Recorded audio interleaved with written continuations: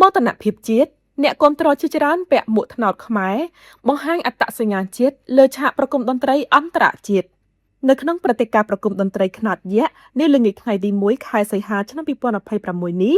ដែលមានវត្តមានយ៉ាងពិសេសរបស់តារា K-pop ដ៏ល្បីគឺអូប៉ាដុងហេ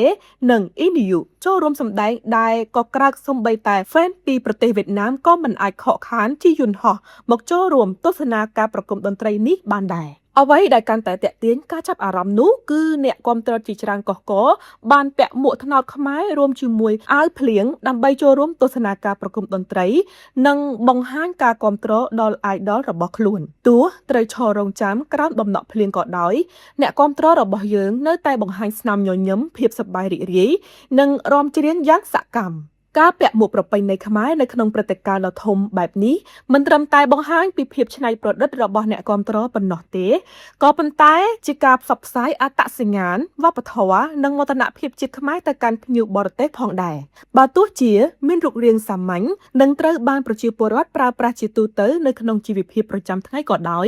ក៏ប៉ុន្តែវាបានបង្កប់នូវអត្ថន័យវប្បធម៌និងតម្លៃនៃអត្តសញ្ញាណជាតិយ៉ាងជ្រាលជ្រៅ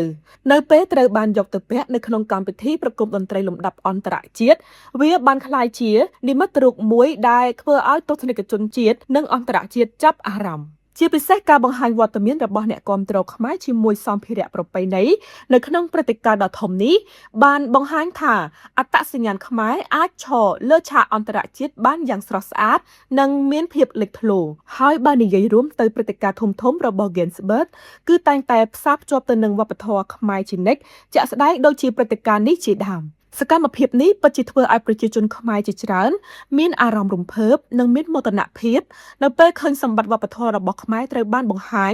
និងផ្សព្វផ្សាយនៅក្នុងមហាព្រឹត្តិការណ៍ដែលមានការចូលរួមពីមនុស្សជាច្រើនមកពីបណ្ដាប្រទេសនានា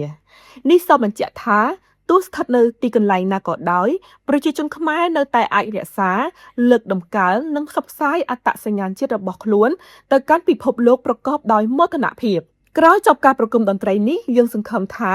កម្ពុជានឹងត្រូវបានចុះផ្សាយក៏ក្រៅបណ្ដាសារព័ត៌មានល្បីៗជុំវិញពិភពលោកនៅព្រឹត្តិការណ៍ដ៏រំភើបនេះដោយការដែលក្រុម 2NE1 បានមកចូលរួមកាលពេលកន្លងទៅនេះ